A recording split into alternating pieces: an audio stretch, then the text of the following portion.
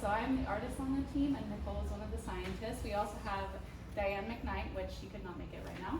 But so our whole art piece here focused on the Gold King mine spill, which happened in 2015 in Durango, Colorado mineral belt area. So I'm in like the southwest corner of Colorado.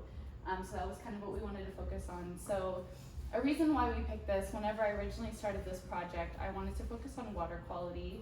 Water is a big factor in my life, and also just, I feel like for especially Coloradans and just people in general. But after connecting with Nicole, we really talked about her experience as a scientist and what kind of things that she had studied, which she had studied in the area of Silverton, which is about maybe 45 minutes from where I'm living. And I'll go ahead and let you talk about your scientific experience while you were there. Okay.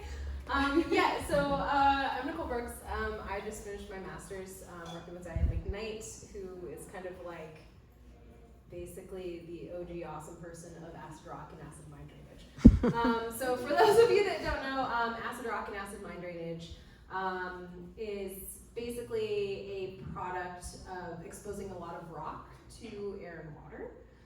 And without getting too nerdy and too scientific about it, your off product can be very acidic water. I tested water that was 2.6 pH, which, to give you a sense, lemon juice I think is a 4. Somebody correct me if I'm wrong.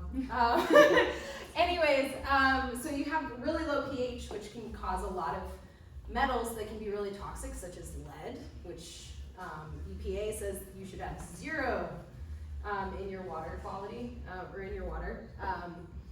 Cadmium, and I specifically looked at rare earth elements, which there is no standard at all for in this country.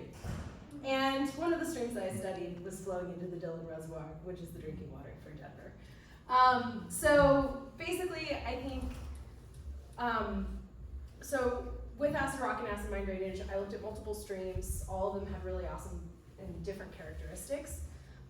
And what Maddie did that was absolutely incredible was showing how this low pH could move iron. So if you think rust, that's what this orange is depicting.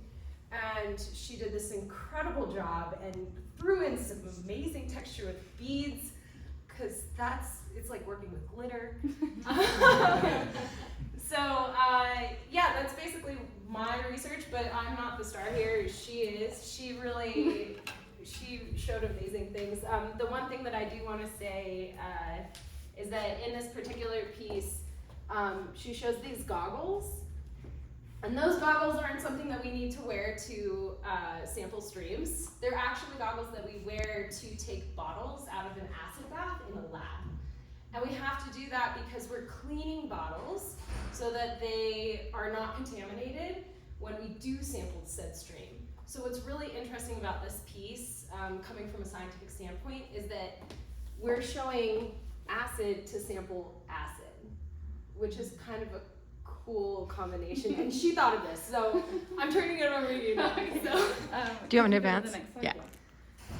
So these are a couple of the other pieces that I did.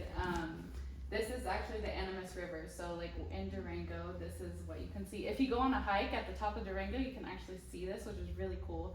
But what was really interesting to me was I found a photo on Google whenever I was searching about the Gold King mine spill. And it showed the river going from like originally like a blue to a green to an orange to a yellow. And I thought that was so interesting. So one of the things that really stood out to me was I'm recently a part of a farmer in training program in Durango. It's in conjunction with Fort Lewis College.